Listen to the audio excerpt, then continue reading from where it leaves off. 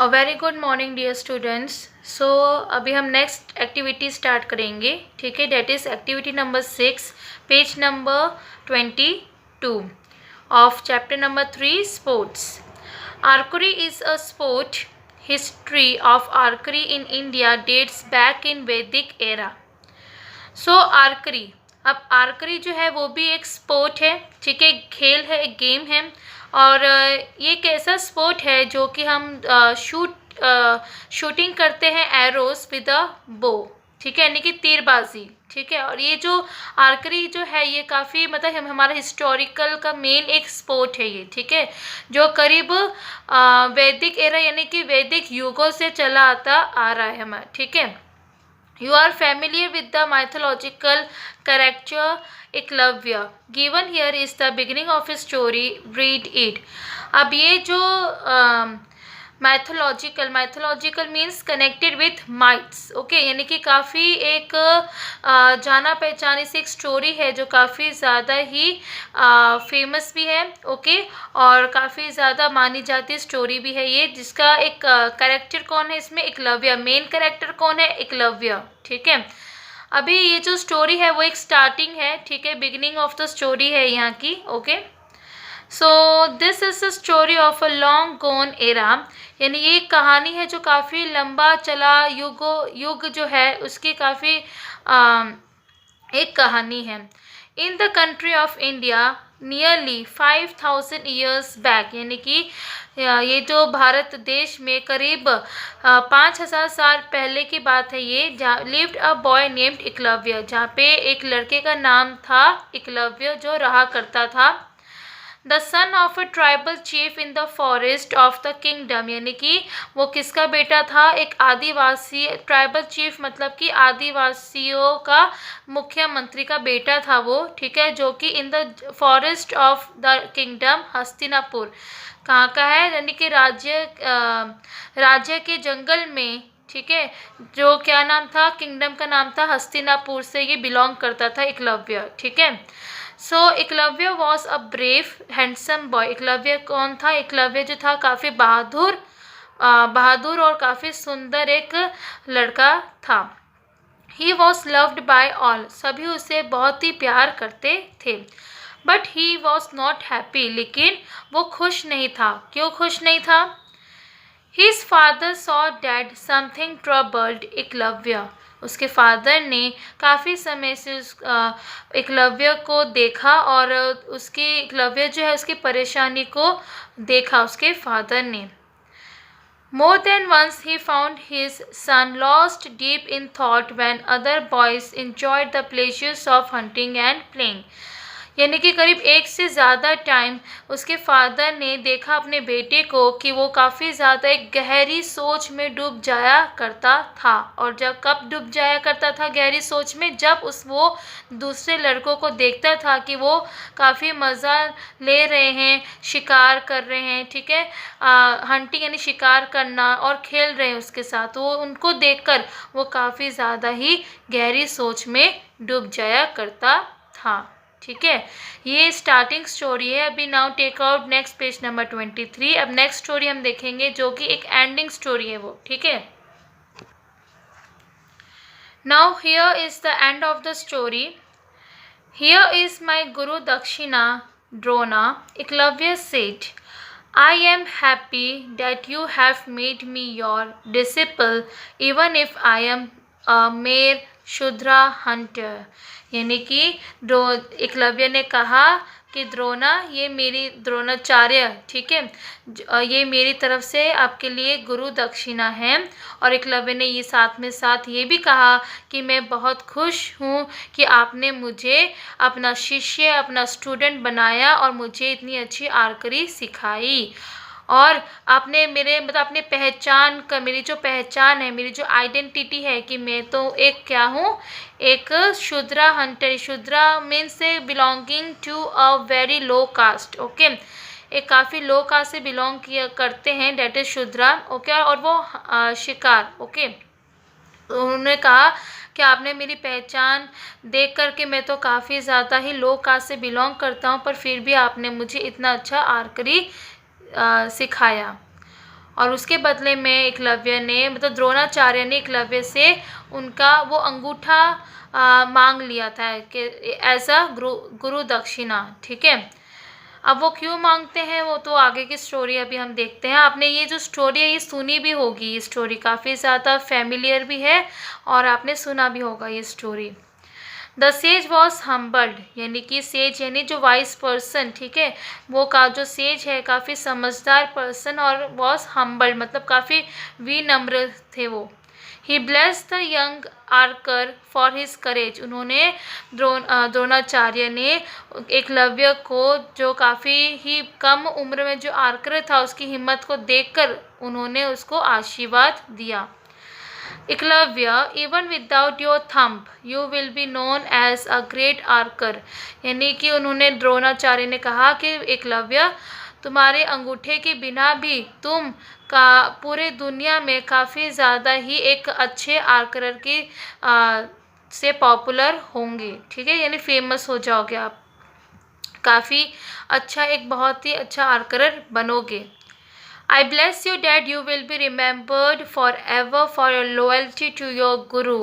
Drona declared and left the forest, यानी कि द्रोणाचार्य ने एकलव्य को आशीर्वाद भी दिया कि तुम युगों युगों तक तुम याद रहोगे, लोग तुम्हें याद करेंगे तुम्हारी सच्चाई ईमानदारी देखकर। किसके तरफ? गुरु की तरफ, मतलब गुरु के तरफ इतनी सच्चाई और ईमानदारी देखकर लोग तुम्हें याद किया करेंगे। ठीक है, और ये द्रोणाचार्य बोलकर वहाँ जंगल से चले जाते हैं। अब जैसे ही जाते हैं वो, he was moved and grieved at his own action, यानी जैसे वो आगे आगे चलते जाते हैं जंगल से गुजरते हुए, तो उनको काफ़ी टाइम के बाद उनको उदास लगता है। क्यों? अपनी जो कार्रवाई पर, ठीक है, उन्होंने जो एक्शन किया होता है, अपनी जो कार्रवाई की होती है उस पर वो काफ़ी ज़्यादा उदास होते हैं वो। But he was content that his promise to Arjuna was not broken, पर वो सेटिस्फाइड भी थे। कॉन्टेंट मतलब सेटिस्फाइड, वो सेटिस्फाइड भी थे कि उन्होंने जो प्रॉमिस किया था अर्जुना से कि वो ही सबसे बड़ा एक तीरबाजी कहलाएगा, और वो प्रॉमिस द्रोणाचार्य ने नहीं ब्रेक किया, यानी कि नहीं तोड़ा। ठीक है, the gods blessed Eklavya from above, यानी कि भगवान जो है एकलव्य को मतलब हमेशा उनके साथ, एकलव्य के साथ रहेंगे और आशीर्वाद दिया। ठीक है, द्रोणाचार्य ने एकलव्य को मन ही मन में आशीर्वाद दिया। But despite his handicap Eklavya continued to practise archery, यानी कि इसके बावजूद भी, हैंडीकैप मतलब फिजिकल डिसेबिलिटी, ठीक है, अभी इसका अंगूठा तो नहीं रहा, ठीक है, तो इसके बावजूद वह हैंडीकैप्ड हो गया, यानी कि वो तीरबाजी तो नहीं कर पाएगा बिना अंगूठे के, पर फिर भी इसके अलावा भी हैंडीकैप्ड हो जाने के बाद भी एकलव्य ने अपनी आर्करी की प्रैक्टिस कंटिन्यू रखी। How could he do so, यानी कि ये सब कैसे कर सकता था? When one is dedicated one can make even mountains बो, यानी कि अगर कोई इंसान, डेडिकेटेड का मतलब होता है हार्ड वर्किंग, यानी कि अगर कोई भी इंसान हिम्मत ना हारे और हार्ड वर्क करे, मेहनत करे, तो वो तो क्या, कोई पहाड़ों पर धनुष भी बना सकता है। ठीक है, with practice Eklavya could shoot arrows with his index and middle finger and he became a greater archer than he was ever before। अब क्या होता है कि एकलव्य जो है उसने अपने सूचकांक और मध्य उंगली मतलब कि जो इसको इंग्लिश में कहेंगे मिडल फिंगर के साथ तीर मार सकता था, और इससे प्रैक्टिस करते करते वो एक बहुत ही बड़ा आर्करर बना, मतलब कि उससे भी पहले काफ़ी अच्छा, जैसे वो पहले था उससे भी ज़्यादा अच्छा वो आर्करर बन गया। His renown spread far and wide, यानी कि उसका जो यश था वो काफ़ी दूर दूर तक फैल गया। When Drona came to know this, जब द्रोणाचार्य को ये इस चीज़ का पता चला, he blessed the boy silently and begged for divine forgiveness, और अंदर ही अंदर साइलेंटली द्रोणाचार्य को पता चला कि ये जो एकलव्य है इसने तो काफ़ी अच्छा किया है, मतलब इतना अच्छा तीरबाजी बन गया ये तो द्रोणाचार्य ने अपने मन में ही उस एकलव्य को आशीर्वाद दिया, ठीक है, साइलेंटली, और डिवाइन यानी भगवान के सामने गिड़गिड़ाए माफ़ी के लिए, ठीक है। And true to Drona's blessing, Eklavya is still praised as the most loyal and brave student in the epic of Mahabharata. यानी कि द्रोणाचार्य के आशीर्वाद की वजह से ही एकलव्य जो है वो आज भी काफ़ी ज़्यादा लोग उसको अप्रिशिएट और प्रेज़ करते हैं, और सबसे ज़्यादा ही ईमानदार, सच्चाई और काफ़ी बहादुर स्टूडेंट माना जाता है। कहाँ? महाभारत का महाकाव्य में, ठीक है। सो ये थी एक स्टोरी, माइथोलॉजिकल स्टोरी है ये, जिससे आपको क्या सीखने के लिए मिला कि आपको अपनी हिम्मत नहीं हारनी चाहिए, भले आप हैंडीकैप्ड हो या फिर आप फिजिकल डिसेबल्ड क्यों ना हो, पर आपकी जो डेडिकेशन है, जो हार्डवर्किंग है, उसको आपको हिम्मत रखते हुए आपको आगे बढ़ते ही जाना है। आपका जो लक्ष्य है, आपका जो गोल है, उसकी तरफ आपको बढ़ते ही जाना है। तो एक ना एक दिन आप ज़रूर आपके गोल को अचीव कर पाओगे, ज़रूर सक्सेसफुल हो पाओगे। ओके, सो नेक्स्ट यहाँ पे दिया हुआ है, date is activity number 7। Okay, यहाँ पे दिया हुआ है work in groups and right the middle of the story. अभी आपको क्या करना है, ग्रुप में काम करना है, और इसकी जो मिडिल की जो स्टोरी है वो आपको लिखना है। एक डायलॉग कन्वर्सेशन लिखना है, किसके बीच में? एकलव्य की, उसके फादर, और एकलव्य और द्रोणाचार्य के बीच में, और अर्जुन और द्रोणाचार्य के बीच का कन्वर्सेशन आपको अपने वर्ड्स में बना के लिख सकते हो। ओके, वो एक डायलॉग कन्वर्सेशन होना चाहिए, ठीक है। यहाँ की जो मिडल स्टोरी जो है वो यहाँ पे नहीं दी गई है, वो मिडल स्टोरी आपको अपने वर्ड्स में बना के लिखना है, एक डायलॉग कन्वर्सेशन की तरह। ओके, ये आपका होमवर्क रहेगा, ये आपको खुद करना है। नेक्स्ट है एक्टिविटी नंबर 7, सचिन तेंदुलकर। सो ये आपको ये सचिन तेंदुलकर तो आप सभी का ही फेवरेट स्पोर्ट्स पर्सन होगा, फेवरेट क्रिकेटर भी होगा, है कि नहीं? और सचिन तेंदुलकर जो है वो काफ़ी ज़्यादा फेमस भी है और काफ़ी ज़्यादा ही पॉपुलर भी है। So let's read about him. Sachin Tendulkar is probably the most famous and popular sportsman in India। यानी कि सचिन तेंदुलकर जो है वो काफ़ी ज़्यादा ही फेमस और काफ़ी पॉपुलर स्पोर्ट्समैन है इंडिया में, ठीक है। He has become a public figure that has managed to maintain a dignified, mature outlook, remaining aware of his responsibilities while protecting his privacy। So अब जो सचिन यानी कि ये सचिन जो है इसने अपने आप का एक पब्लिक फिगर, ठीक है, एक पब्लिक फिगर भी है, यानी कि काफ़ी ज़्यादा लोग उसको जानते हैं, ठीक है, पब्लिकली जानते हैं, सार्वजनिक लोग जानते हैं, ठीक है, जो बहुत और इसने अपने आप को काफ़ी ज़्यादा मेंटेन करके रखा हुआ, ठीक है, उसका जो डिग्निफाइड मैनर, यानी कि डिग्निफाइड को अगर हम हिंदी में कहा जाए तो अभिमानी, और एक मैच्योर्ड आउटलुक है उसका, ठीक है, काफ़ी मैच्योर, काफ़ी ही डिग्निफाइड, और ये जो है रिस्पॉन्सिबिलिटी से अवेयर रहकर भी इसने अपनी जो है प्राइवेट लाइफ को बचा के रखा, यानी कि उसने अपनी प्राइवेट लाइफ को प्रोटेक्ट किया, ठीक है, और इसने प्राइवेट लाइफ को कभी भी मीडिया के सामने नहीं किया, ओपन नहीं किया, समझ में आया? तो वो सारी चीज़ें इसने काफ़ी मैनेज करी, इतने बड़े पब्लिक फिगर होने के बावजूद भी। When he married Anjali, a doctor and friend from his childhood, यानी कि जब सचिन ने शादी करी अंजलि जो एक डॉक्टर भी है और एक उनकी बचपन की दोस्त भी रह चुकी है, sorry, he rejected large sums from satellite TV for live coverage, keeping it a family affair. अब क्या किया कि सचिन यानी कि सचिन को उस वक्त काफ़ी ज़्यादा ही बड़ी रकम से ऑफ़र आ रहे थे, प्रपोजल्स आ रहे थे, जो सब कुछ उसने रिजेक्ट कर दिए। क्यों?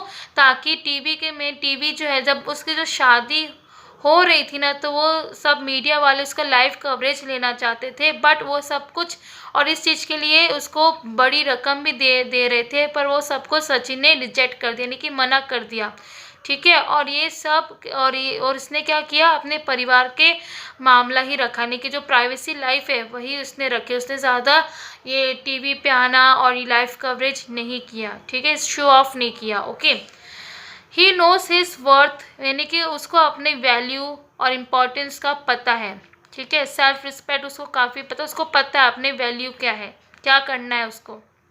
And over the next few years, और अगले कुछ वर्षों में, his endorsements are worth 75 million US dollars, यानी कि अगले कुछ वर्षों में उसने जो एंडोर्समेंट्स, यानी कि उसने अपना जो एक्शन जो है, यानी जो उसका गोल था, उसका जो लक्ष्य था, उसने अचीव करते हुए कुछ सालों के अंदर ही वो बहुत ही बड़ा क्रिकेटर बन गया। और उसका जो पूरा वर्थ है, ठीक है, उसका टोटल वर्थ कितना है, 75 मिलियन यूएस डॉलर्स, मतलब अमेरिकी डॉलर्स, ठीक है, ये इसका पूरा टोटल वर्थ है इसका। But he is not a grabber, यानी कि पर वो धरने वाला, यानी धरने वाला नहीं था, ठीक है, या झपटने वाला नहीं था ये सारा, मतलब जो पैसा। His father, who was a university professor, taught him a sense of work ethics, यानी उसके जो फादर थे सचिन के, वो बहुत ही एक प्रोफेसर थे यूनिवर्सिटी के, और उन्होंने क्या सिखाया सचिन को, एक बहुत ही मतलब रूल्स सिखाया, ठीक है, नैतिकता की भावनाएं सिखाई, ठीक है, मतलब कि वर्क एथिक्स मतलब rules of behaviour of one's job, rules कैसे बात की जाती है, ठीक है, दूसरों से कैसे रहा जाता है, ठीक है, वो सारे मैनर्स और वो सारे रूल्स एंड रेगुलेशंस सचिन ने अपने फादर के थ्रू सीखा। Okay, Sachin Tendulkar was born in Mumbai on 24 April 1973। Sachin का जन्म कब हुआ, मुंबई में, कौन सी डेट को, 24 अप्रैल को 1973 में। हिज चाइल्डहुड, यानी बचपन से ही has trodden a very steady and almost inevitable path to greatness, यानी बचपन से ही उसने एक धीरे धीरे चलते हुए वो अपने लक्ष्य को, ठीक है, लक्ष्य को, अपने सक्सेस को, सफलता की तरफ वो बढ़ने लगे, अपने जो कदम है वो बढ़ने लगे, ठीक है। इनएविटेबल मतलब अनअवॉइडेबल, उस सचिन ने कभी भी जो उसका जो लक्ष्य था, गोल था, उसको अवॉइड नहीं किया, ठीक है, यानी कि उसको इग्नोर नहीं किया। जो सचिन का जो गोल था कि एक अच्छा क्रिकेटर बनना है, कुछ बनना है लाइफ में, वो लक्ष्य, वो गोल उसने अपने मतलब कि धीरे धीरे एक स्टेप लेते हुए वो आगे बढ़ता गया सक्सेस की तरफ। In school at Sharda Ashram Vidya Mandir, he got an opportunity to bat for hours. यानी कि मतलब कि इसी तरीके से सचिन को बाद में बहुत ही एक अच्छी अपॉर्चुनिटी मिली एक स्कूल में, ठीक है, एक कंपटीशन था कहाँ पे, शारदा आश्रम विद्या मंदिर, जहाँ पे उसको चांस मिला कि वो बैटिंग कर सके, ठीक है, और वो एक इंटर स्कूल कंपटीशन था फॉर अंडर 17 के लिए, ठीक है, अंडर 17 के लिए खेला जाता था वो, कहाँ पे, हैरिस मेमोरियल चैलेंज शील्ड में, मतलब वहाँ पे उनका कंपटीशन था, इंटर स्कूल कंपटीशन, जहाँ पे सचिन को पहली बार चांस मिला था ताकि वो बैटिंग के लिए अपॉर्चुनिटी मिली कि वो अंडर 17 खेल सके। He scored his first century for the school, और इसी तरीके से उसने अपने स्कूल के लिए उसने एक स्कोर किया फर्स्ट सेंचुरी। सेंचुरी क्या होता है, मतलब कि 100 स्कोर किया उसने, ठीक है, 100 रन बनाए, समझ में आया, 100 रन बनाया, ठीक है, डेट इज़ द सेंचुरी। तो इसलिए सचिन ने पहली सेंचुरी की थी अपने स्कूल के लिए, और कौन सी एज में किया था, at the age of 12, and since then there was no looking back. और इससे क्या हुआ कि 12 साल की उम्र में सचिन ने अपने स्कूल के लिए पहली सेंचुरी स्कोर किया था, ठीक है, और इसके बाद से सचिन ने पीछे मुड़कर कभी भी नहीं देखा। और then he came to notice that he has a special talent, और तब लोगों को पता चला, जो क्रिकेटर ऑर्गेनाइजेशंस जो थे ना, उन काफ़ी बड़े बड़े ऑफिसर्स, उनको पता चला, उन्होंने नोटिस किया ये बात कि ये जो सचिन है इसमें काफ़ी एक स्पेशल टैलेंट है, ठीक है। Now take out next page number 24। Next, he was 16 years and 205 days old when he made his Test debut in November 1989 in the National Stadium in Karachi. सो जब वो 16 ईयर्स और 205 डेज ओल्ड था, तब उसने अपना पहला टेस्ट डेब्यूट किया था। कब? नवंबर 1989 में। कहाँ पे? नेशनल स्टेडियम कराची में। ठीक है। द वेरी नेक्स्ट ईयर, उसी के अगले साल ही he hit his first test century at Old Trafford, Manchester, England. यानी कि उसने अपनी जो पहली टेस्ट सेंचुरी जो थी उसने कहाँ पर हिट किया? ओल्ड ट्रांसफोर्ड, मैनचेस्टर, इंग्लैंड में। ओके। और ये जो सेंचुरी थी, this century was an example of an exercise in technique, concentration and application beyond his tender age, and it saved a match being lost। यानी कि इस century से एक एग्जाम्पल के तौर पर, और जिस तरीके से उसने अपना टेक्निक यूज़ किया और जिस तरीके से कंसंट्रेशन यूज़ किया, ठीक है, और इतनी ज़्यादा ही कम उम्र में, टेंडर एज यानी कि काफ़ी ही कम उम्र में ही उसने इतना अच्छा सेंचुरी बनाया और अपने मैच को, अपनी टीम को हारने से बचा लिया। ठीक है। Had it come 31 days earlier, और ये 31 डेज पहले ही आया था और इतना अच्छा परफॉर्मेंस इसने किया, जिस वजह से he would have been the youngest century maker in test history। यानी कि ये 31 डेज पहले ही ये आया नहीं कि, और ये इतना अच्छा परफॉर्मेंस देखकर, ठीक है, इतनी कम उम्र में इतना अच्छा परफॉर्मेंस देखकर सेंचुरीज पे सेंचुरीज था, और इससे लिए ये काफ़ी ज़्यादा ही यंगेस्ट सेंचुरी मेकर बना एक पहली क्रिकेट टेस्ट हिस्ट्री में। यानी का यंगेस्ट सेंचुरी का सबसे कम उम्र में मुकाम हासिल कर लेना। ठीक है। काफ़ी कम उम्र में मुकाम हासिल कर लेना, और वो काफ़ी बड़ी बात थी टेस्ट हिस्ट्री में। ठीक है। क्रिकेट टेस्ट हिस्ट्री में। इसीलिए in 1991 to 92 he went to Australia. यानी कि वो ऑस्ट्रेलिया गए थे। कब? कौन से साल में? 1991 to 1992 में। Where they still talking of his centuries scored in Perth and Sydney.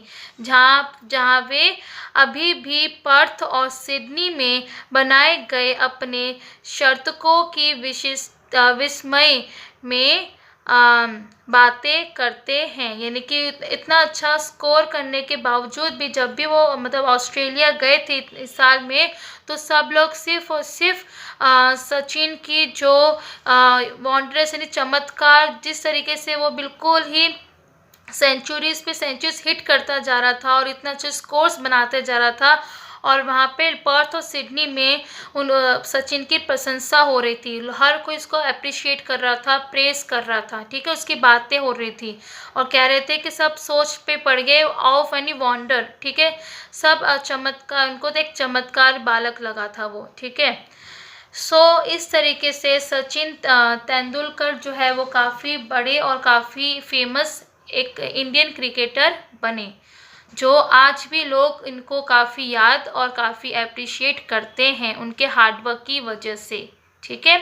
सो सो अभी जितना मैंने आपको करवाया है, ये जो स्टोरी है, ये कहानी आप एक बार दोबारा भी आप ये वीडियो देख सकते हो अच्छे से। ठीक है। सो नेक्स्ट वीडियो में मैं आपको एक्टिविटी 8, 9 और 10 करवाऊंगी। तब तक के लिए goodbye, take care and have a nice day.